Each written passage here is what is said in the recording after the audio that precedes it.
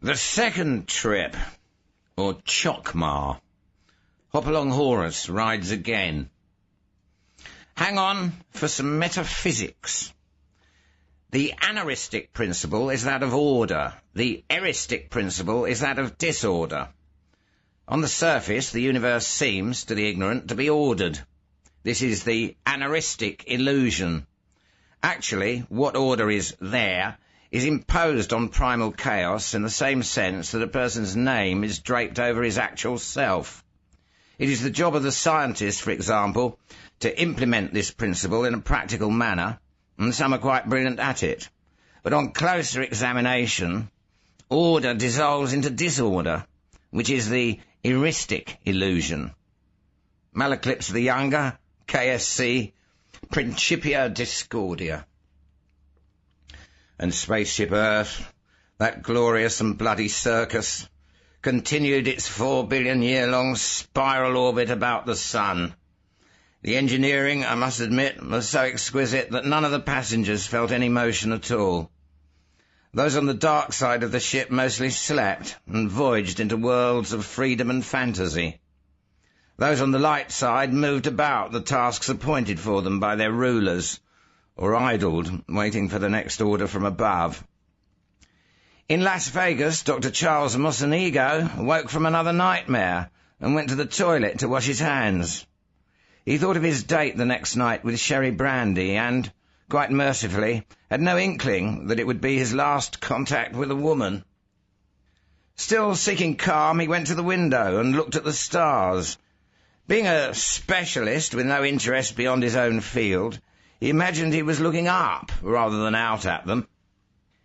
In New Delhi, aboard the afternoon TWA flight for Hong Kong, Honolulu and Los Angeles, R. Buckminster Fuller, one of the few people to be aware that he lived on a spaceship, glanced at his 3 watches, showing local time 5:30 p.m., time at Honolulu, his point of destination, 2:30 a.m. the next morning, and present time in his home at Carbondale, Illinois, 3:30 a.m. the previous morning. In Paris, the noon crowds were jostled by hordes of young people distributing leaflets, glowingly describing the world's greatest rock festival and cosmic love feast, to be celebrated on the shores of Lake Totenkopf, near Ingolstadt, at the end of the month. At Sunderland, England, a young psychiatrist left his lunch to rush to the chronic ward and listen to weird babble proceeding from a patient who had been decades silent. On Walpurgisnacht, it's comin'. That's when his power is strongest. That's when you'll see him, right at the very stroke of midnight. In the middle of the Atlantic, Howard the porpoise, swimming with friends in the mid-morning sun, encountered some sharks and had a nasty fight. Saul Goodman rubbed tired eyes in New York City as dawn crept over the windowsill and read a memo about Charlemagne and the courts of the Illuminated. Rebecca Goodman, meanwhile, read how the jealous priests of Bel Marduk betrayed Babylon to the invading army of Cyrus because their young king Belshazzar had embraced the love cult of the goddess Ishtar. In Chicago, Simon Moon was listening to the birds begin to sing and waiting for the first cinnamon rays of dawn as Mary Lou Cervix slept beside him. His mind was active, thinking about pyramids and rain gods and sexual yoga and fifth-dimensional geometries, but thinking mostly about the Ingolstadt Rock Festival and wondering if it would all happen as Hagbard Chelene had predicted. 2 blocks north in space and over 40 years back in time, Simon's mother heard pistol shots as she left Wobbly Hall. Simon was a second-generation anarchist and followed the crowd to gather in front of the Biograph Theatre, where a man lay bleeding to death in the alley. And the next morning, July 23rd, 1934, Billy Frechette, in her cell at Cook County Jail, got the news from a matron. In this white man's country, I am the lowliest of the lowly, subjugated because I am not white, and subjugated again because I am not male. I am the embodiment of all that is rejected and scorned, the female, the coloured, the tribe, the earth, all that has no place in this world of white male technology. I am the tree that is cut down to make room for the factory that poisons the air. I am the river filled with sewage. I am the body that the mind despises. I am the lowliest of the lowly, the mud beneath your feet. And yet, of all the world, John Dillinger picked me to be his bride. He plunged within me into the very depths of me. I was his bride, not as your wise men and churches and governments know marriage, but we were truly wed. As the tree is wed to the earth, the mountain to the sky, the sun to the moon. I held his head to my breast and tousled his hair as if it were sweet as fresh grass, and I called him Johnny. He was more than a man. He was mad but not mad, and not as a man may go mad when he leaves his tribe and lives among hostile strangers, and is mistreated and scorned. He was not mad as all other white men are mad because they have never known a tribe. He was mad as a god might be mad. And now they tell me he is dead. Well? The matron asked finally. Aren't you going to say anything? Aren't you Indians human? She had a real evil shine in her eye, like the eye of the rattlesnake. She wants to see me cry. She stands there and waits, watching me through the bars. Don't you have any feelings at all? Are you some kind of animal? I say nothing. I keep my face immobile. No white shall ever see the tears of a Menominee. At the Biograph Theatre, Molly Moon turns away in disgust as souvenir hunters dip their handkerchiefs in the blood. I turn away from the matron and look up, out the barred window to the stars, and the spaces between them seem bigger than ever, bigger and emptier. Inside me there is a space like that now, big and empty, and it will never be filled again. When the tree is torn out by its roots, the earth must feel that way. The earth must scream silently, as I screamed silently. But she understood the sacramental meaning of the handkerchiefs dipped in blood, as Simon understands it. Simon, in fact, had what can be called a funky education. I mean, man, when your parents are both anarchists, the Chicago public school system is going to do your head absolutely no good at all.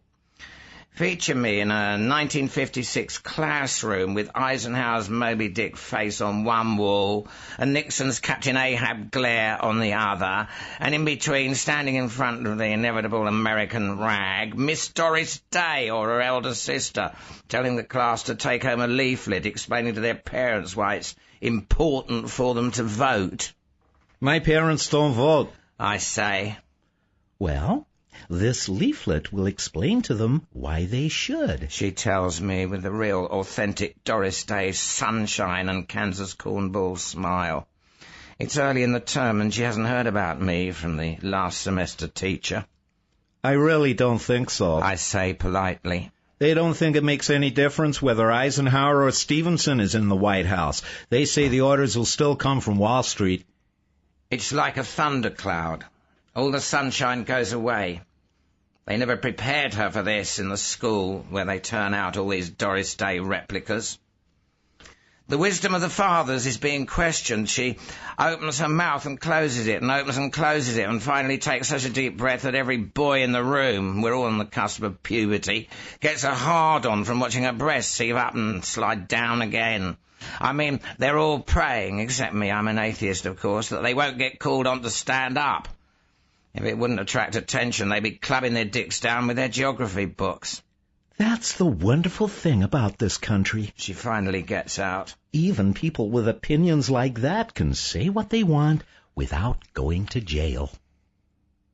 You must be nuts, I say. My dad's been in and out of jail so many times they should put in a special revolving door just for him. My mom, too. You ought to go out with subversive leaflets in this town and see what happens. Then, of course, after school, a gang of patriots with the odds around 7-1 beat the shit out of me and make me kiss their red, white and blue totem. It's no better at home. Mom's an anarcho-pacifist, Tolstoy and all that, and she wants me to say I didn't fight back. Dad's a wobbly and wants to be sure that I've hurt some of them at least as bad as they hurt me. After they yell at me for a half hour, they yell at each other for 2. Bakunin said this, and Kropotkin said that, and Gandhi said the other, and Martin Luther King is the saviour of America, and Martin Luther King is a bloody fool who's selling his people an opium utopia and all that jive. Go down to Wobbly Hall or Solidarity Bookstore and you'll still hear the same debate.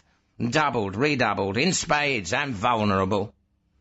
So naturally I start hanging out on Wall Street and smoking dope, and pretty soon I'm the youngest living member of what they call the Beat Generation, which does not improve my relations with school authorities. But at least it's a relief from all that patriotism and anarchism. By the time I'm 17 and they shot Kennedy and the country starts coming apart at the seams, we're not beatniks anymore, we're hippies. And the thing to do is to go to Mississippi. Did you ever go to Mississippi? You know what Dr. Johnson said about Scotland? The best thing you can say for it is that God created it for some purpose. The same is true of hell. Blot, Mississippi. It's not part of this story anyway. The next stop was Antioch in dear old Yellow Springs, where I majored in mathematics for reasons you'll soon guess. The pot there grows wild in acres and acres of beautiful nature preserve kept up by the college. You can go out there at night, pick your own grass for the week from the female of the hemp species, and sleep under the stars with the female of your own species. Then wake up in the morning with birds and rabbits and the whole lost Thomas Wolfe America scene. A stone, a leaf, an unfound door, and all of it. Then make it to class, really feeling good and ready for an education. Once I woke up with a spider running across my face, and I thought, So? A spider is running across my face. And brushed him off gently. It's his world, too. In the city, I would have killed him. What I mean is Antioch is a stone groove, but that life is no preparation for coming back to Chicago and chemical warfare. Not that I ever got maced before 68, but I could read the signs. Don't let anybody tell you it's pollution, brothers and sisters. It is chemical warfare. They'll kill us all to make a buck. I got stoned one night and went home to see what it would be like relating to Mum and Dad in that condition. It was the same, but different. Tolstoy coming out of her mouth, Bakunin coming out of his. And it was suddenly all weird and super freaky, like Goddard shooting a Kafka scene. 2 dead Russians debating with each other long after they were dead and buried, out of the mouths of a pair of Chicago Irish radicals. The young frontal lobe type anarchists in the city were in their first surrealist revival just then, and I'd been reading some of their stuff, and it clicked. You're both wrong, I said. Freedom won't come through love. It won't come through force. It will come through the imagination. I put in all the capital letters. And I was so stoned that they got contact high and heard them too. Their mouths dropped open, and I felt like William Blake telling Tom Paine where it was really at. A night of magic, waving my wand and dispersing the shadows of Maya. Dad was the first to recover. Imagination, he said, his big red face crinkling in that grin that always drove the cops crazy when they were arresting him. That's what comes of sending good working-class boys to rich people's colleges. Words and books get all mixed up with reality in their heads. When you were in that jail in Mississippi, you imagined yourself through the walls, didn't you? How many times an hour did you imagine yourself through the walls? I can guess. The first time I was arrested during the GE strike of 33, I walked through those walls 1,000,000 times. But every time I opened my eyes, the walls and the bars were still there.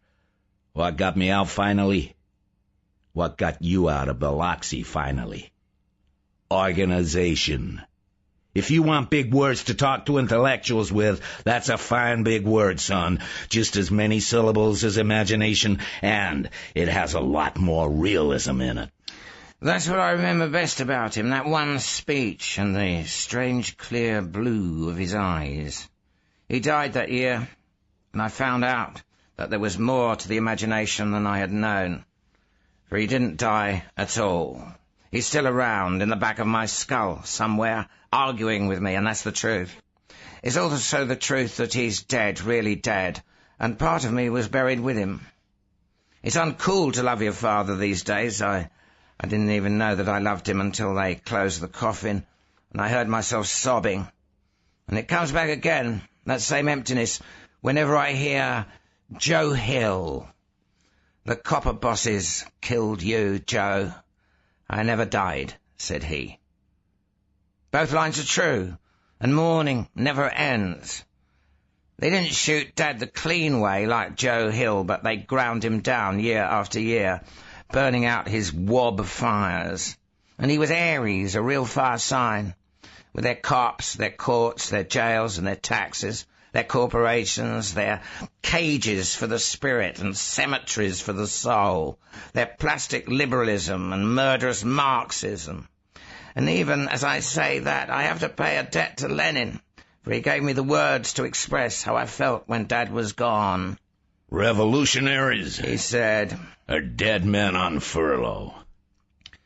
The Democratic Convention of '68 was coming, and I knew that my own furlough might be much shorter than Dad's, because I was ready to fight them in the streets.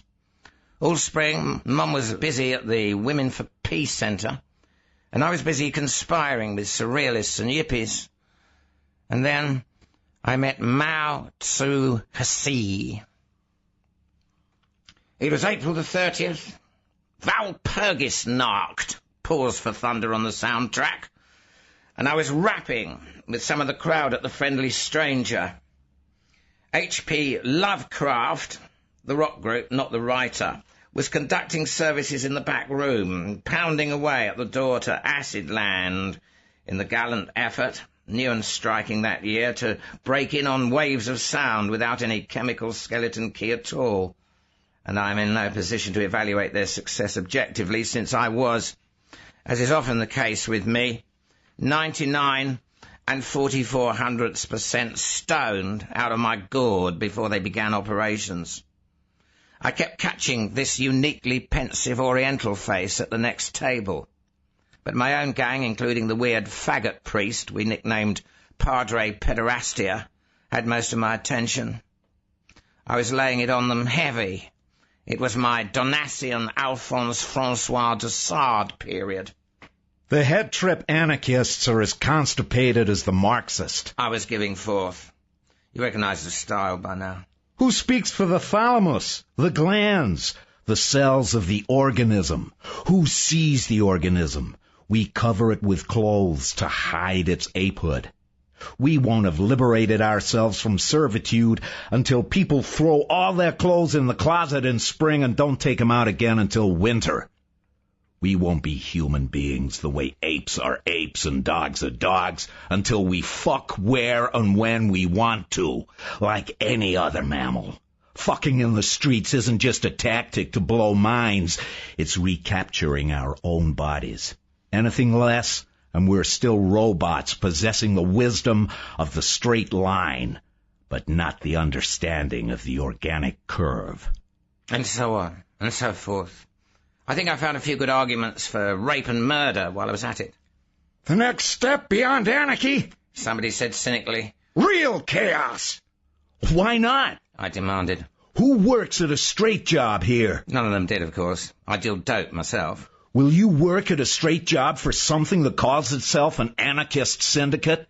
Will you run an engine lathe 8 unfucking hours a day because the syndicate tells you the people need what the lathe produces? If you will, the people just becomes a new tyrant. To hell with machines! Kevin Cool, the poet, said enthusiastically. Back to the caves. He was as stoned as me. The oriental face leaned over. She was wearing a strange headband with a golden apple inside a pentagon. Her black eyes somehow reminded me of my father's blue eyes. What you want is an organization of the imagination? She asked politely.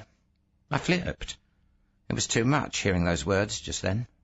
A man at the Vedanta Society told me that John Dillinger walked through the walls when he made his escape from Crown Point Jail. Miss Mao went on in a level tone. Do you think that is possible? You know how dark coffee houses are. The friendly stranger was murkier than most. I had to get out. Blake talked to the Archangel Gabriel every morning at breakfast, but I wasn't that heavy yet. Hey, where are you going, Simon? Somebody called. Miss Mao didn't say anything, and I didn't look back at that polite and pensive face. It would have been much easier if she looked sinister and inscrutable. But when I hit Lincoln and started toward Fullerton, I heard steps behind me. I turned, and Padre Pederastia touched my arm gently. I asked her to come and listen to you, he said. She was to give a signal if she thought you were ready. The signal was more dramatic than I expected, it seems. A conversation out of your past that had some heavy emotional meaning to you? She is a medium? I asked numbly. You can name it that. I looked at him in the light from the biograph marquee, and I remembered Mom's story about the people dipping their handkerchiefs in Dillinger's blood, and I heard the old hymn start in my head. Are you washed? Are you washed? Are you washed in the blood of the Lamb? And I remembered how we all thought he hung out with us freaks in the hope of leading us back to the church, Holy Roman Catholic and Apostolic, as Dad called it when he was drunk and bitter. It was obvious that whatever the Padre was recruiting for had little to do with that particular theological trade union. What is this? I asked. And who is that woman? She's the daughter of Fu Manchu, he said.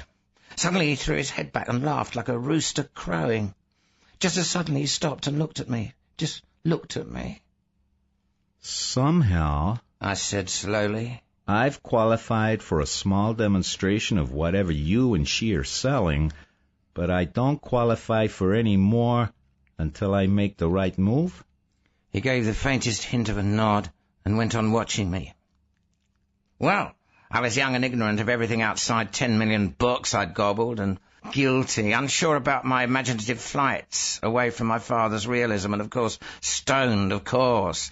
But I finally understood why he was watching me that way. It was, this part of it, pure zen. There was nothing I could do consciously or by volition that would satisfy him, and I had to do exactly that which I could not do, namely, be Simon Moon, which led to deciding then and there, without any time to mull it over and rationalize it, just what the hell being Simon Moon, or more precisely Simon Mooning, consisted of. And it seemed to be a matter of wandering through room after room of my brain, looking for the owner and not finding him anywhere, and sweat broke out on my forehead. It was becoming desperate because I was running out of rooms and the Padre was still watching me. Nobody home, I said finally, sure that the answer wasn't good enough. That's odd, he said. Who's conducting the search? And I walked through the walls and into the fire, which was the beginning of the larger and funkier part of my, Simon's, education, and where we cannot as yet follow him. He sleeps now, a teacher rather than a learner, while Mary Lou's cervix awakes beside him and tries to decide whether it was just the pot or if something really spooky happened last night. Howard sports in the Atlantic. Buckminster Fuller, flying above the Pacific, crosses the international date line and slips back into April the 23rd again. It is dawn in Las Vegas, and Mocenigo, the nightmares and anxieties of night forgotten, looks forward cheerfully to the production of the first live cultures of anthrax leprosy pie, which will make this a memorable day in more ways than he expects. And George Dorn, somewhere outside this time system, is writing in his journal. Each word, however, seems magically to appear by itself, as if no volition on his part were necessary to its production. He reads the words his pencil scrawled, but they appear to the communications of another intelligence. Yet they picked up where he had left off in his hotel room, and they spoke with his private idiom. The universe is the inside without any outside, the sound made by one eye opening. In fact, I don't even know that there is a universe. More likely, there are many multiverses, each with its own dimensions, times, spaces, laws, and eccentricities. We wander between and among these multiverses, trying to convince others and ourselves that we all walk together in a single public universe that we can share. For to deny that axiom leads to what is called schizophrenia. Yeah, that's it. Every man's skin is his own private multiverse.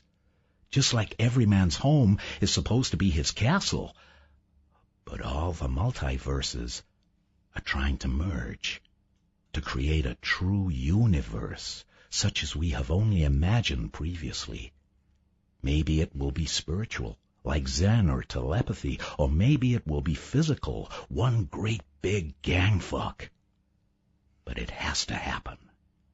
The creation of a universe, and the one great eye opening to see itself at last. Om Shiva. Oh, man, you're stoned out of your gourd. You're writing gibberish. No, I'm writing with absolute clarity for the first time in my life. Yeah?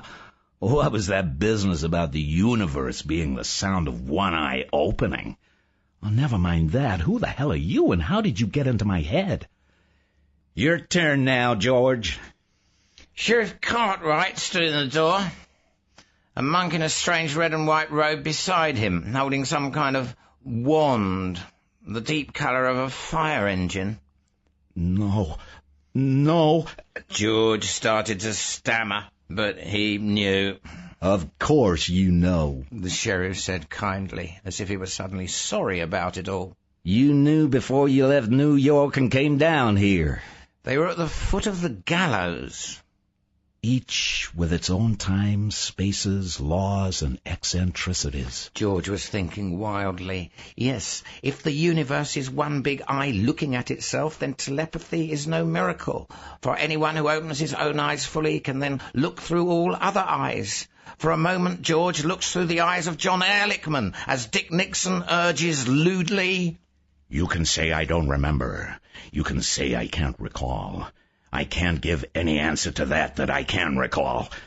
I can't give any answer to that I can recall. All flesh will see it in one instant. Who wrote that? Gonna miss you, boy, the sheriff said, offering an embarrassed handshake.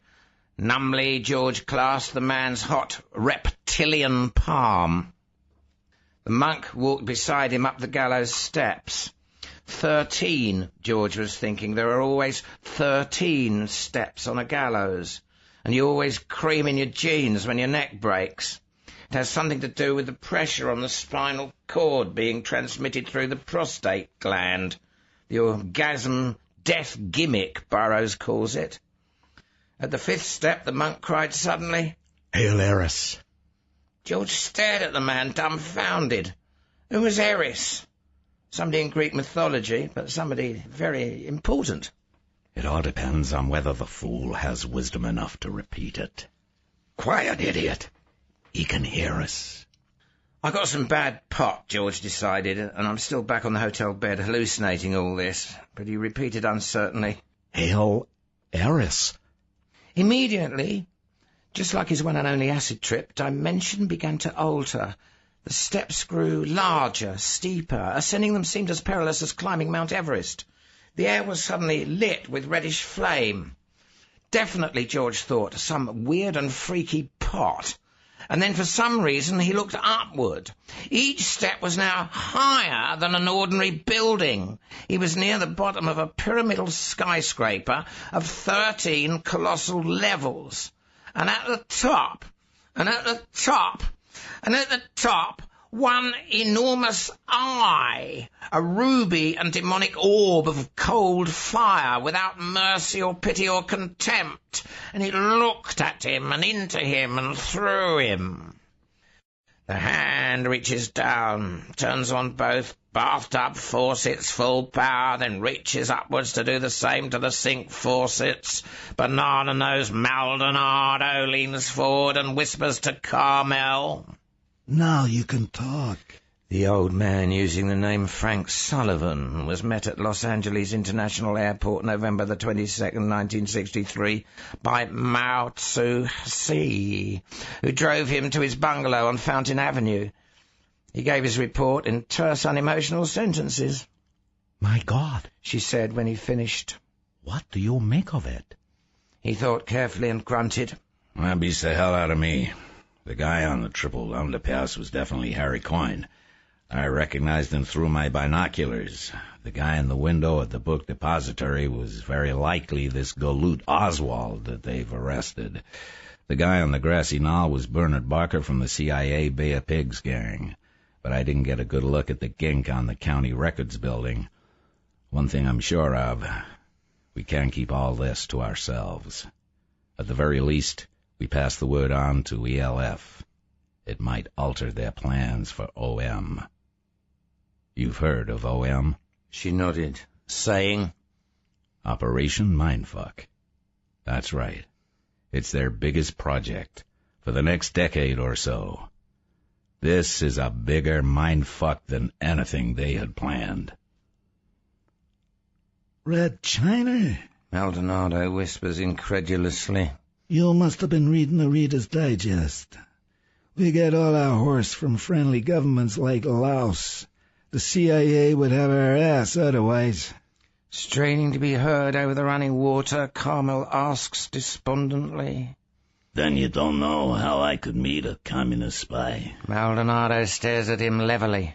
Communism doesn't have a good image right now. He says icily, it is April the 3rd, 2 days after the Fernando Poo incident. Bernard Barker, former servant of both Batista and Castro, dons his gloves outside the Watergate. In a flash of memory, he sees the grassy knoll, Oswald, Harry Coyne, and further back, Castro negotiating with banana-nosed Maldonado. But this present year, on March the 24th, Generalissimo Tequila y Mota finally found the book he was looking for, the one that was as precise and pragmatic about running a country as Luttwak's coup d'etat had been about seizing one. It was called The Prince, and its author was a subtle Italian named Machiavelli. It told the Generalissimo everything he wanted to know, except how to handle American hydrogen bombs, which unfortunately Machiavelli had lived too soon to foresee. It is our duty, our sacred duty, to defend Fernando Poo. Atlanta Hope was telling a cheering crowd in Cincinnati that very day. Are we to wait until the godless Reds are right here in Cincinnati? The crowd started to scream their unwillingness to wait that long. They had been expecting the godless Reds to arrive in Cincinnati since about 1945 and were by now convinced that the dirty cowards were never going to come and would have to be met on their own turf. But a group of dirty, long-haired, freaky-looking students from Antioch College began to chant, "I don't want to die for Fernando Poo." The crowd turned in fury. At last, some real Reds to fight. 7 ambulances and 30 police cars were soon racing to the scene. But only 5 years earlier, Atlanta had a different message. When God's Lightning was first founded as a splinter off women's liberation, it had as its slogan, "No more sexism." And its original targets were adult bookstores, sex education programs, men's magazines, and foreign movies. It was only after meeting smiling Jim Trepomina of Knights of Christianity United in Faith that Atlanta discovered that both male supremacy and orgasms were part of the international communist conspiracy. It was at that point, really, that God's Lightning and Orthodox Women's Lib totally parted company. For the Orthodox faction just then were teaching that male supremacy and orgasms were part of the international capitalist conspiracy. Fernando Poo, the President of the United States told reporters, even as Atlanta was calling for all-out war. Will not become another Laos or another Costa Rica. When are we going to get our troops out of Laos? A reporter from the New York Times asked quickly. But a man from the Washington Post asked just as rapidly. And when are we going to get our troops out of Costa Rica? Our present plans for withdrawal are going forward according to an orderly schedule, the President began. But in Santa Isabel itself, as Tequila Remota underlined a passage in Machiavelli, 0005 concluded a shortwave broadcast to a British submarine lying 17 miles off the coast of the island. The Yanks have gone absolutely bonkers, I'm afraid. I've been here 9 days now, and I'm absolutely convinced there is not one Russian or Chinese agent in any way involved in Generalissimo Tequila Remota, nor are there any troops of either of those governments hiding anywhere in the jungles. However, Bugger is definitely running a heroin smuggling ring here, and I would like permission to investigate that. The permission was to be denied. Old W, back at Intelligence HQ in London, knew that 0005 was a bit bonkers about Bugger himself, and imagined that it was involved in every mission he undertook. At the same time, in a different hotel, Tobias Knight, on special loan from the FBI to the CIA, concluded his nightly shortwave broadcast to an American submarine 23 miles off the coast. The Russian troops are definitely engaged in building what can only be a rocket launching site, and the slants are constructing what seems to be a nuclear installation. And Hagbard Chalene, lying 40 miles out in the Bight of Biafra in the Leif Erikson, intercepted both messages and smiled cynically and wired P in New York. Activate Malik and prepare dawn. While the most obscure, seemingly trivial part of the whole puzzle appeared in a department store in Houston. It was a sign that said, "No smoking, no spitting, the MGT." This replaced an earlier sign that had hung on the main showroom wall for many years, saying only, "No smoking, the MGT." The change, although small, had subtle repercussions. The store catered only to the very wealthy, and this clientele did not object to being told that they could not smoke. The fire hazard, after all, was obvious. On the other hand, that bit about spitting was somehow a touch offensive.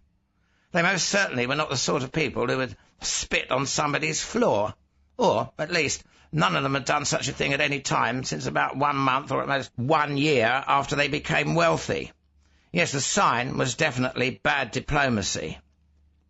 Resentment festered, sales fell off, and membership in the Houston branch of God's Lightning increased.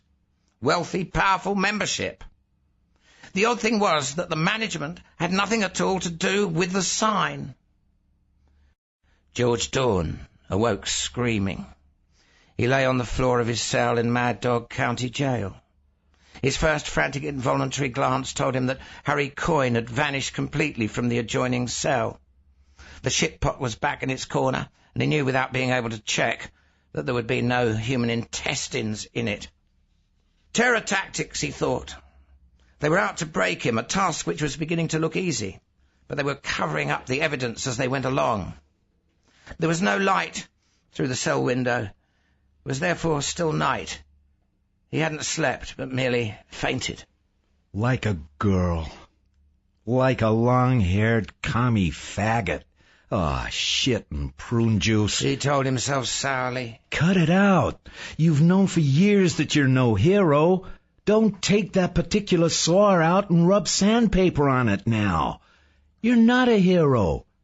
But you're a goddamn stubborn, pig-headed, and determined coward. That's why you've stayed alive on assignments like this before. Show these redneck mammy-jammas just how stubborn, pig-headed, and determined you can be. George started with an old gimmick. A piece torn off the tail of his shirt gave him a writing tablet. The point of his shoelace became a temporary pen. His own saliva, spat onto the polish of the shoes themselves, created a substitute ink. Laboriously, after a half hour, he had his message written. Whoever finds this $50 bill to call Joe Malik, New York City, and tell him George Dorn, held without lawyer, Mad Dog County Jail. The message shouldn't land too close to the jail, so George began looking for a weighted object. In 5 minutes he decided on a spring from the bunk mattress. It took him 17 minutes more to pry it loose. After the missile was hurled out the window, probably George knew to be found by somebody who would immediately turn it over to Sheriff Jim Cartwright, he began thinking of alternate plans. He found, however, that instead of devising schemes for escape or deliverance, his mind insisted on going off in an entirely different direction. The face of the monk from his dream pursued him. He had seen that face somewhere before, he knew, but where? Somehow the question was important. He began trying in earnest to recreate the face and identify it. James Joyce, H.P. Lovecraft, and a monk in a painting by Fra Angelico all came to mind. It was none of them, but it looked somehow a little like each of them. Suddenly, tired and discouraged, George slouched back on the bunk and let his hand lightly clutch his penis through his trousers. Heroes of fiction don't jack off when the going gets rough, he reminded himself. Well, hell, he wasn't a hero, and this wasn't fiction.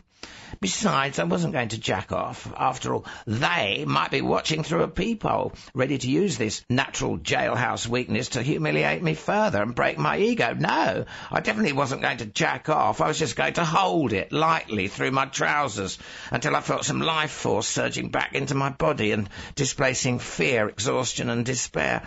Meanwhile, I thought about Pat back in New York. She was wearing nothing but her cute black lace bra and panties, and her nipples are standing up pointy and hard. Here, make it Sophia Loren and take the bra off so I can see the nipples directly. Ah, yes. And now try it the other way. She, Sophia, no, make it Pat again, is wearing the bra, but the panties are off, showing the pubic bush.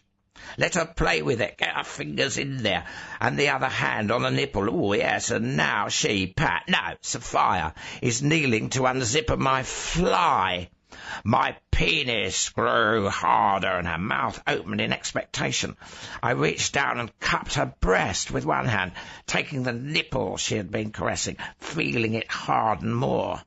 Did James Bond ever do this in Dr. No's dungeon? Sophia's tongue, not my hand, is busy and hot, sending pulsations through my entire body. Take it, you cunt, take it.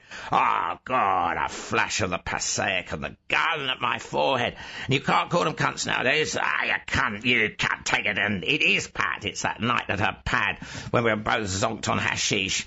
And I never had a blow job like that before or since. My hands were in her hair, gripping her shoulders. Take it, suck me off. Get out of my head, mother. And her mouth is wet and rhythmic, and my cock is just as sensitive as that night. Zonked on the hash, and I pull the trigger, and then the explosion came just as I did, pardon the diction, and I was on the floor, coughing and bouncing, my eyes watering. The second blast lifted me again and threw me with a crunch against the wall. Then the machine gun fire started. Jesus H, particular Christ on a crutch, I thought frantically. Whatever it is that's happening, they're going to find me with cum on the front of my trousers. And every bone in my body broken, I think. The machine gun suddenly stopped stuttering, and I thought I heard a voice cry, Earwicker, Bloom and Craft. I've still got Joyce on my mind, I decided. Then the third explosion came, and I covered my head as parts of the ceiling began falling on me. A key suddenly clanked against his cell door. Looking up, I saw a young woman in a trench coat carrying a Tommy gun and desperately trying one key after another in the lock. From somewhere else in the building, there came a fourth explosion. The woman grinned tensely at the sound. Commie motherfuckers, she muttered, still trying keys. Who the hell are you? I finally asked hoarsely. Never mind that now, she snapped. We've come to rescue you, isn't that enough? Before I could think of a reply, the door swung open. Quick, she said. This way. I limped after her down the hall. Suddenly she stopped, studied the wall a moment, and pressed against a brick.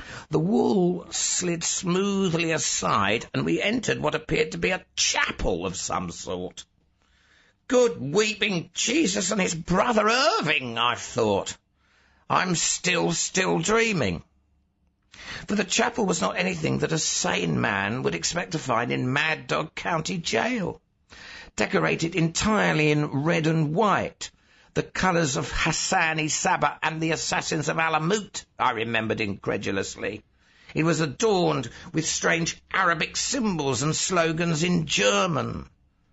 Heute die Welt, morgens das Sonnensystem. Ewige Blumenkraft und ewige Schlangekraft. Gestern Hanf, heute Hanf, immer Hanf. And the altar was a pyramid with 13 ledges with a ruby red eye at the top. This symbol, I now recalled with mounting confusion, was the Great Seal of the United States. This way, the woman said, motioning with her Tommy gun. We passed through another sliding wall and found ourselves in an alley behind the jail. A black Cadillac awaited us. Everybody's out! The driver shouted. He was an old man, more than 60, but hard and shrewd-looking. Good, the woman said. Here's George. I was pushed into the back seat, which was already full of grim-looking men and grimmer-looking munitions of various sorts, and the car started at once. One for good measure, the woman in the trench coat shouted and threw another plastic bomb back at the jail. Right, the driver said. It fits, too. That makes it 5. The Laura 5s. Another passenger chuckled bitterly. Serves the commie bastards right. Taste of their own medicine. I could restrain myself no longer. What the hell is going on? I demanded. Who are you people? What makes you think Sheriff Cartwright and his police are communists? And where are you taking me? Shut up, said the woman who had unlocked my cell, nudging me none too affectionately with her machine gun. We'll talk when we're ready. Meanwhile, wipe the cum off your pants. The car sped into the night. In a Bentley limousine, Federico Banana-Nose Maldonado drew on his cigar and relaxed as his chauffeur drove him toward Robert Putney Drake's mansion in Blue Point, Long Island. In back of his eyes, almost forgotten, Charlie the Bug Workman, Mandy Weiss, and Jimmy the Shrew listened soberly on October the 23rd, 1935, as Banana-Nose tells them, Don't give the Dutchman a chance. Cowboy, the son of a bitch. The three guns nod stolidly. Cowboying somebody is messy, but it pays well. In an ordinary hit, you can be precise, even artistic, because, after all, the only thing that matters is that the person so honoured should be definitely dead afterwards. Cowboying, in the language of the profession, leaves no room for personal taste or delicacy. The important thing is that there should be a lot of lead in the air, and the victim should leave a spectacularly gory corpse for the tabloids, as notification that the Brotherhood is both edgy and short-tempered, and everybody better watch his ass. Although it wasn't obligatory, it was considered a sign of true enthusiasm on a cowboy job if the guest of honour took along a few innocent bystanders, so everybody would understand exactly how edgy the Brotherhood was feeling. The Dutchman took 2 such bystanders, and in a different world, that is still this world, Albert the Teacher Stern opens his morning paper on July the 23rd, 1934, and reads, FBI shoots Dillinger, thinking wistfully, If I could kill somebody that important, my name would never be forgotten. Further back further, February the 7th, 1932, Vincent Mad Dog Cole looks through the phone booth door and sees a familiar face crossing the drugstore and a Tommy gun in the man's hand. The goddamn pig-headed Dutchman! He howled, but nobody heard him, because the Thompson gun was already systematically spraying the phone booth up and down, right and left and right, and up and down again for good measure.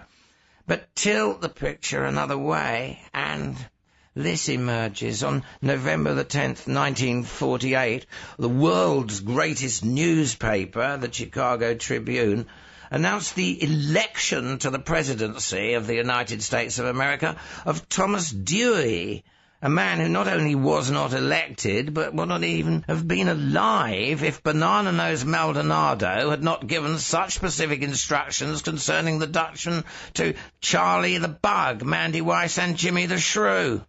Who shot you? The police stenographer asked. Mother is the best bet. Oh, Mama, I want harmony. I don't want harmony, is the delirious answer. Who shot you? The question is repeated. The Dutchman still replies. Oh, Mama, French-Canadian bean soup. We drove till dawn. The car stopped on the road by a beach of white sand. Tall, skinny palm trees stood black against a turquoise sky. This must be the Gulf of Mexico, I thought. They could now load me with chains and drop me in the Gulf hundreds of miles from Mad Dog without involving Sheriff Jim. No, they had raided Sheriff Jim's jail. Or was that a hallucination? I was going to have to keep more of an eye on reality. This was a new day, and I was going to know facts hard and sharp-edged in the sunlight, and keep them straight. I was stiff and sore and tired from a night of driving. The only rest I'd gotten was fitful dozing in which cyclopean ruby eyes looked at me till I awoke in terror. Mavis, the woman with the Tommy gun, had put her arms round me several times when I screamed. She would murmur soothingly to me, and once her lips, smooth, cool and soft, had brushed my ear. At the beach, Mavis motioned me out of the car. The sun was as hot as the bishop's jockstrap when he finished his sermon on the evils of pornography. She stepped out behind me and slammed the door. We wait here, she said. The others go back. What are we waiting for? I asked. Just then the driver of the car gunned the motor. The car swung round in a wide U-turn. In a minute its rear end had disappeared beyond a bend in the Gulf Highway. We were alone, with the rising sun and the sand-strewn asphalt. Mavis motioned me to walk down the beach with her. A little ways ahead, far back from the water, was a small white-painted frame cabana. A woodpecker landed wearily on its roof, like he had flown more missions than the Saurian and never intended to go up again. What's the plan, Mavis? A private execution on a lonely beach in another state so Sheriff Jim can't get blamed? Don't be a dummy, George. We blew up that commie bastard's jail. Why do you keep calling Sheriff Cartwright a commie? If ever a man had KKK written all over his forehead, it was that reactionary redneck prick. Don't you know your Trotsky? Worse is better. Slobs like Cartwright are trying to discredit America to make it ripe for a left-wing takeover. I'm a left-winger. If you're against commies, you got to be against me. I didn't care to tell her about my other friends in Weatherman and Morituri. You're just a liberal dupe. I'm not a liberal. I'm a militant radical. A radical is nothing but a liberal with a big mouth, and a militant radical is nothing but a big-mouthed liberal with a shea costume. Balls. We're the real radicals, George. We do things like last night.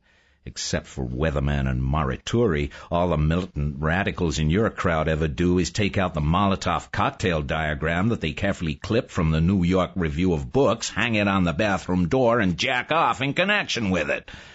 No offense meant.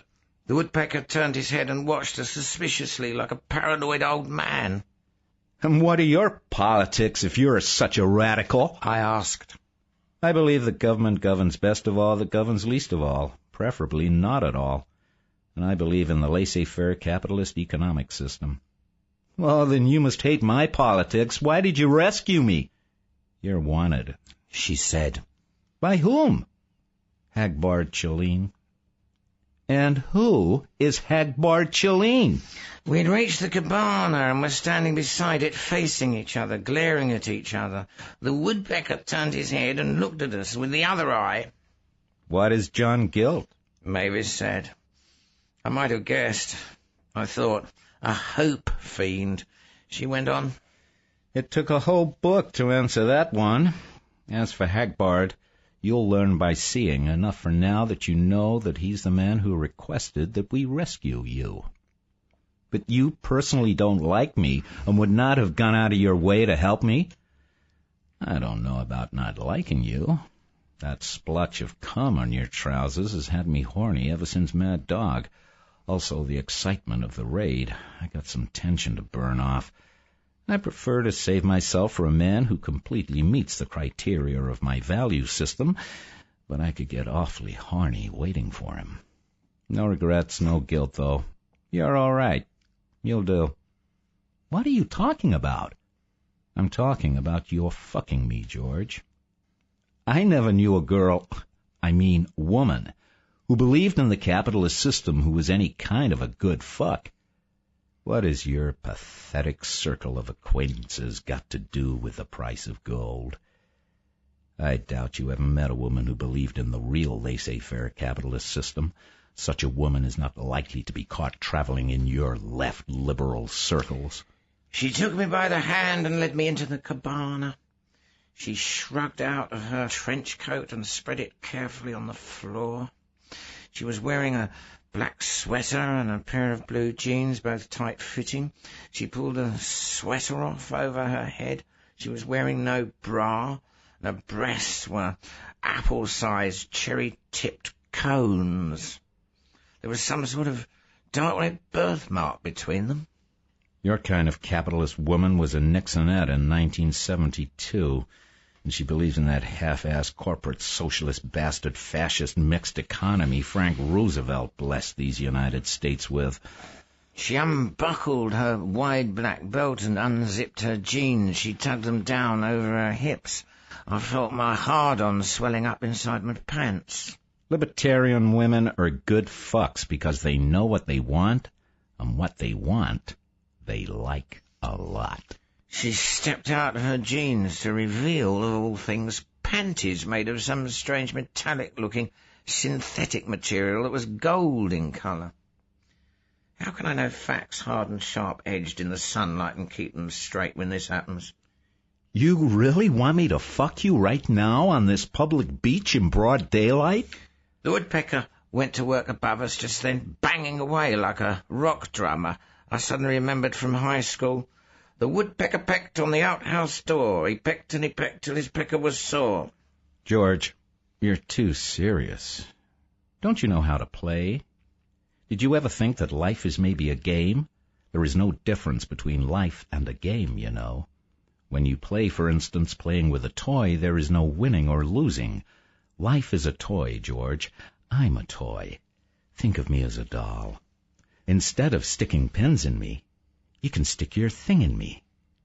I'm a magic doll, like a voodoo doll. A doll is a work of art. Art is magic. You can make an image of the thing you want to possess or cope with, so you can cope with it. You make a model, so you have it under control. Dig? Don't you want to possess me? You can, but just for a moment. I shook my head. I can't believe you. The way you're talking, it's not real. I always talk like this when I'm horny. It happens that at such times I'm more open to the vibrations from outer space. George, are unicorns real? Who made unicorns? Is a thought about unicorns a real thought? How is it different from the mental picture of my pussy, which you've never seen, that you've got in your head at this minute? Does the fact that you can think of fucking me and I can think of fucking with you mean that we are going to fuck? Or is the universe going to surprise us? Wisdom is wearying, folly is fun. What does a horse with a single long horn sticking straight out of its head mean to you? My eyes went from the pubic bulge under her gold panties, where they'd strayed when she said pussy, to the mark between her breasts. It wasn't a birthmark. I felt like a bucket of ice water hit my groin. I pointed. What does a red eye inside a red and white triangle mean to you? Her open hand slammed against my jaw. Motherfucker, never speak to me about that. And she bowed her head. I'm sorry, George. I had no right to do that. Hit me back if you want. I don't want, but I'm afraid you've turned me off sexually. Nonsense. You're a healthy man. But now, I want to give you something without taking anything from you. She knelt before me on her trench coat, her knees parted, unzipped my fly, reached in with quick tickling fingers and pulled my penis out. She slipped her mouth around it. It was my jail fantasy coming true. What are you doing? She took her lips away from my penis, and I looked down and saw that the head was shiny with saliva and swelling visibly in rapid throbs. Her breasts, my glance avoided the Masonic tattoo, were somewhat fuller, and the nipples stuck out erect. She smiled. Don't whistle while you're pissing, George, and don't ask questions when you're getting blowed. Shut up and get hard. This is just quid pro quo. When I came, I didn't feel much juice jetting out through my penis. I'd used a lot up whacking off in jail. I noted with pleasure that what there was of it she didn't spit out. She smiled and swallowed it. The sun was higher and hotter in the sky, and the woodpeckers celebrated by drumming faster and harder. The Gulf sparkled like Mrs. Astor's best diamonds. I peered out at the water. Just below the horizon, there was a flash of gold among the diamonds. Mavis suddenly struck her legs out in front of her and dropped onto her back. George, I can't give without taking. Please, quick, while it's still hard, get down here and slip it to me. I looked down. Her lips were trembling. She was tugging the gold panties away from her black, escutcheoned crotch. My wet cock was already beginning to droop. I looked down at her and grinned. No, I said. I don't like girls who slap you one minute and get the hots for you the next minute. They don't meet the criteria of my value system. I think they're nuts. Carefully and deliberately, I stuffed my pecker back into my trousers and stepped away from her. It was sore anyway, like in the rhyme. You're not such a schmuck after all, you bastard, she said through gritted teeth. Her hand was moving rapidly between her legs. In a moment she arched her back, eyes clenched tight, and emitted a little scream like a baby seagull out on its first flight, a strangely virginal sound. She lay relaxed for a moment, and then picked herself up off the cabana floor and started to dress. She glanced out at the water, and I followed her eyes. She pointed at the distant glint of gold. Hagbard's here. A buzzing sound floated across the water. After a moment, I spotted a small black motorboat coming towards us. We watched in silence as the boat grounded its bow on the white beach. Mavis motioned at me, and I followed her down the sand to the water's edge. There was a man in a black turtleneck sweater sitting in the stern of the boat. Mavis climbed in the bow and turned to me with a questioning look. The woodpecker felt bad vibes and took off with a flapping and cawing like the omen of doom. What the hell am I getting into? And why am I so crazy as to go along? I tried to see what it was out there that the motorboat had come from, but the sun on the gold metal was flashing blindingly, and I couldn't make out a shape. I looked back at the black motorboat and saw that there was a circular gold object painted on the bow, and there was a little black flag flying at the stern with the same gold object in its centre. I pointed at the emblem on the bow. What's that? An apple, said Mavis. People who chose a golden apple as their symbol couldn't be all bad. I jumped into the boat, and its pilot used an oar to push off. We buzzed over the smooth water of the Gulf toward the golden object on the horizon. It was still blinding from the reflected sunlight, but I was now able to make out a long, low silhouette with a small tower in the centre, like a matchbox on top of a broomstick. Then I realised that I had my judgment of distances wrong. The ship, or whatever it was much more distant than I'd first realised. It was a submarine, a golden submarine, and it appeared to be the equivalent of 5 city blocks long, as big as the biggest ocean liner I'd ever heard of. The conning tower was about 3 stories high. As we drew up beside it, I saw a man on the tower, waving to us. Mavis waved back. I waved half-heartedly, supposing somehow that it was the thing to do. I was still thinking about that Masonic tattoo. A hatch opened in the submarine's side, and the little motorboat floated right in. The hatch closed, the water drained out, and the boat settled into a cradle. Mavis pointed to a door that looked like an entrance to an elevator. You go that way, she said. I'll see you later. Maybe. She pressed a button, and the door opened, revealing a carpeted gilt cage. I stepped in and was whisked up 3 stories. The door opened, and I stepped out into a small room where a man was waiting, standing with a grace that reminded me of a Hindu or an American Indian. I thought at once of Metternich's remark about Talleyrand. If somebody kicked him in the backside, not a muscle would move in his face until he decided what to do. He bore a striking resemblance to Anthony Quinn. He had thick black eyebrows, olive skin, and a strong nose and jaw. He was big and burly, powerful muscles bulging under his black and green striped nautical sweater. He held out his hand. Good, George. You made it. I'm Hagbard Chileen. We shook hands. He had a grip like King Kong. Welcome aboard the Leif Erikson, named after the first European to reach America from the Atlantic side. May my Italian ancestors forgive me. Fortunately, I have Viking ancestors as well. My mother is Norwegian. However, blonde hair, blue eyes, and fair skin are all recessive. My Sicilian father creamed my mother in the genes. Where the hell did you get this ship? I wouldn't have believed a submarine like this could exist without the whole world knowing about it. The sub's my creation, built in accordance with my design in a Norwegian fjord. This is what the liberated mind can do. I'm the 20th century Leonardo, except that I'm not gay.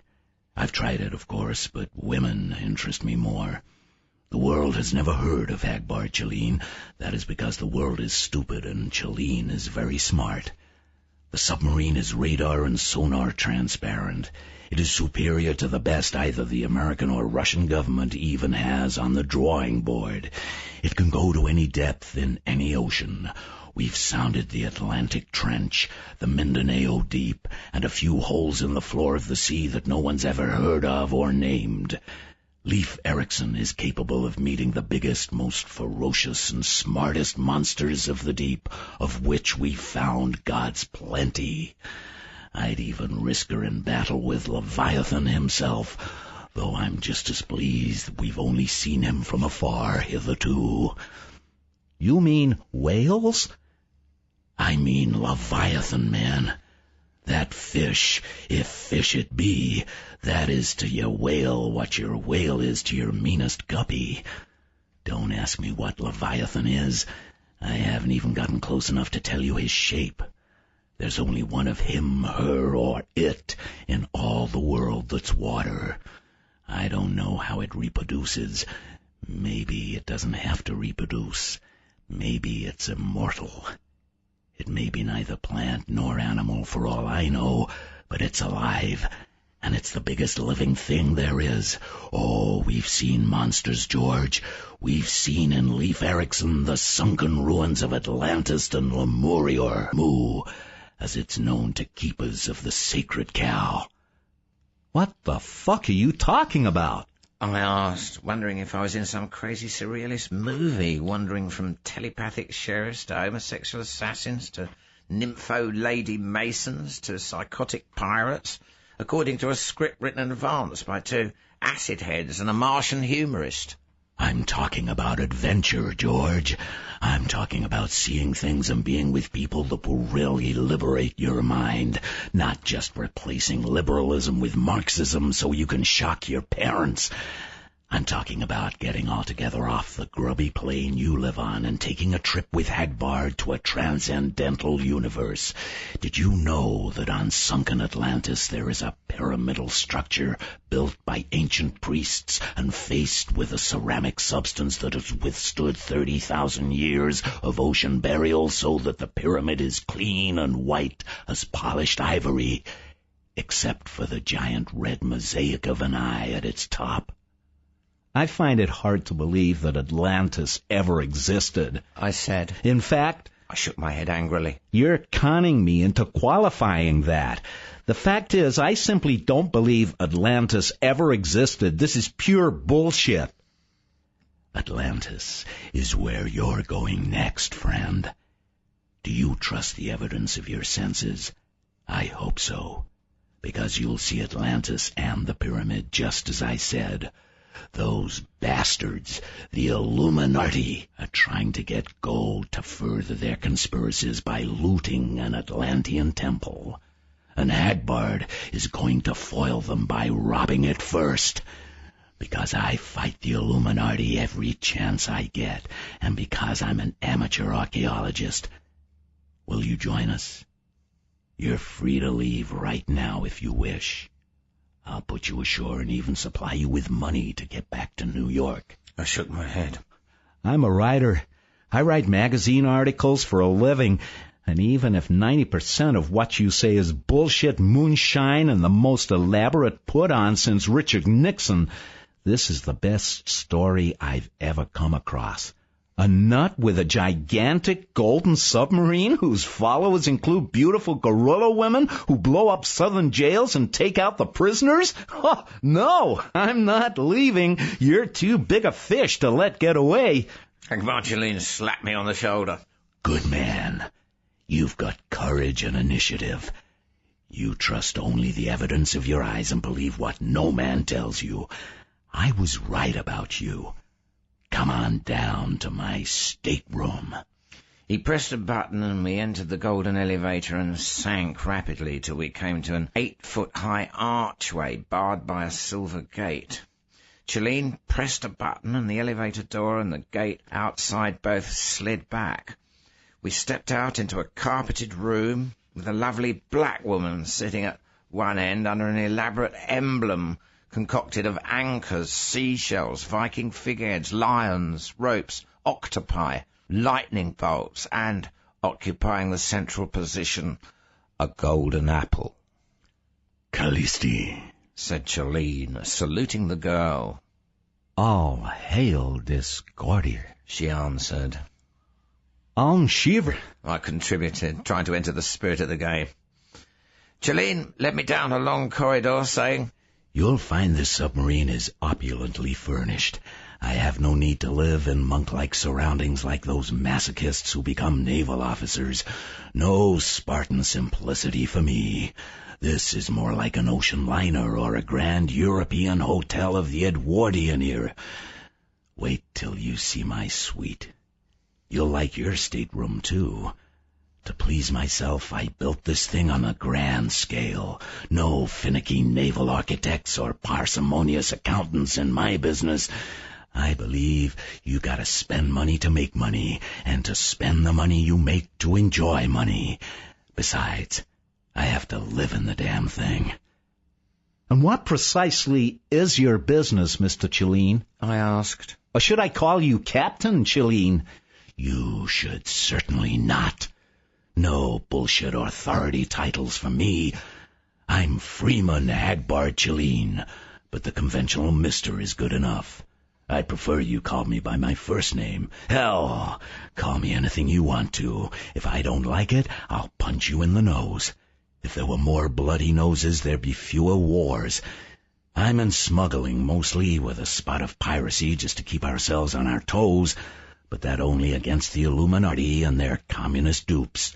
We aim to prove that no state has the right to regulate commerce in any way, nor can it when it's up against free men. My crew are all volunteers. We have among us liberated sailors who were indentured to the navies of America, Russia, and China. Excellent fellows. The governments of the world will never catch us because free men are always cleverer than slaves, and any man who works for a government is a slave. Then you're a gang of objectivists, basically. I've got to warn you, I come from a long line of labor agitators and Reds. You'll never convert me to a right-wing position. Chelene roared back as if I'd waved offal under his nose. Objectivists? He pronounced the word as if I had accused him of being a child molester. We're anarchists and outlaws, goddammit. Didn't you understand that much? We've got nothing to do with right wing, left wing, or any other half-ass political category. If you work within the system, you come to one of the either-or choices that were implicit in the system from the beginning. You're talking like a medieval serf, asking the first agnostic whether he worships God or the devil. We're outside the system's categories. You'll never get the hang of our game if you keep thinking in flat earth imagery of right, left, good and evil, up and down. If you need a group label for us, we're political non-Euclideans. But even that's not true. Sink me, nobody of this tub agrees with anybody else about anything, except maybe what the fellow with the horns told the old man in the clouds. Non serviam. I don't know Latin, I said, overwhelmed by his outburst. I will not serve, he translated. And here's your room. He threw open an oaken door, and I entered a living room, furnished in handsome teak and rosewood Scandinavian, upholstered in bright solid colours. He hadn't been exaggerating about the scale. You could have parked a greyhound bus in the middle of the carpet, and the room would still seem uncluttered. Above an orange couch hung a huge oil painting in an elaborate gilt frame, easily a foot deep on all sides. The painting was essentially a cartoon. It showed a man in robes with long flowing white hair and beard standing on a mountain top, staring in astonishment at a wall of black rock. Above his head, a fiery hand tracing flaming letters with its index finger on the rock. The words it wrote were, "Think for yourself, schmuck." As I started to laugh, I felt through the soles of my feet an enormous engine beginning to throb. And in Mad Dog, Jim Cartwright said into a phone with a scrambler device to evade taps, "We let Chalene's crowd take Dorn according to plan, and Harry Cohen is, no longer with us." Good, said Atlanta Hope. The four are heading for Ingolstadt. Everything is go. She hung up and dialed again at once, reaching Western Union. "I want a flat-rate telegram, same words, 23 different addresses," she said crisply. "The message is, insert the advertisement in tomorrow's newspapers. Signature, Atlanta Hope." She then read off the 23 addresses, each located in a large city in the United States, each a regional headquarters of God's Lightning. The following day, April the 25th, the newspapers in those cities ran an obscure ad in the personals column.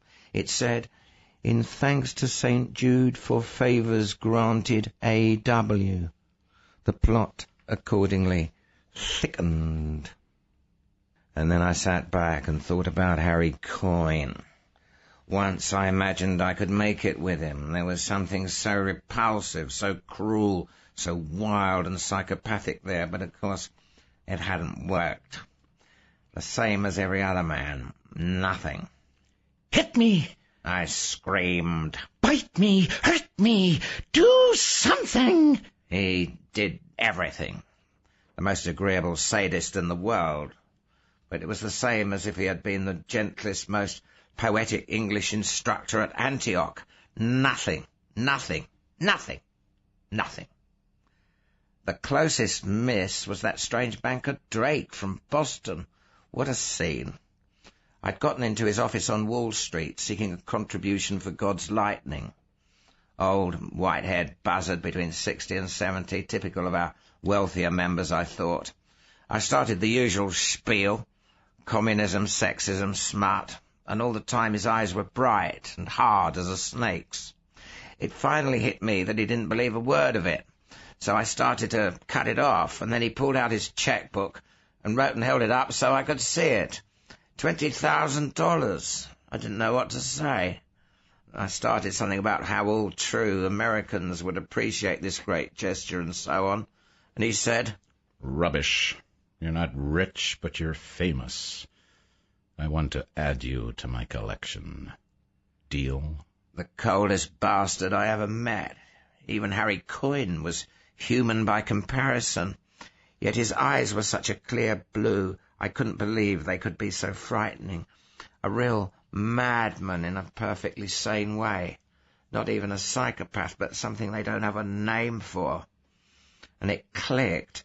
The humiliation of whoredom and the predatory viciousness in his face, plus the 20 grand. I nodded. He took me into a private suite of his business office, and he touched one button. The lights dimmed. Another button. Down came a movie screen. A third button, and I was watching a pornographic movie. He didn't approach me, just watched. And I tried to get excited, wondering if the actress was really making it or just faking it. And then a second film began. 4 of them this time, in permutations and combinations. He led me to the couch. Every time I opened my eyes, I could still see the film over his shoulder. And it was the same. As soon as he got his thing inside me, nothing. I kept looking at the actors, trying to feel or something, and then, as he came, he whispered in my ear, Heute die Welt, morgens das Sonnensystem. That was the only time I almost made it. Sheer terror that this maniac knew.